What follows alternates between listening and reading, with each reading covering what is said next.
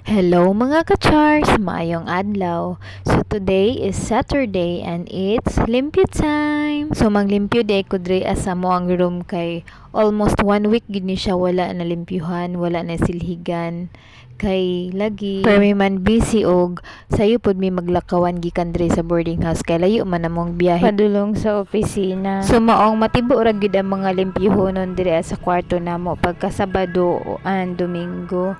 So dire pa mi nga tayo makalimpyo, makalugar og limpyo kay weekends man. So since nalimpyo naman among higdanan, akong habi naghigda-higda na. Ang ako nagsilig-silig pa taon diri sa kilid-kilid. Kay perte kaabog, kay daplin man sa kalsada. So daghan jud kay abog. So mga ka-chars, uban ko sa paglimpyo, char.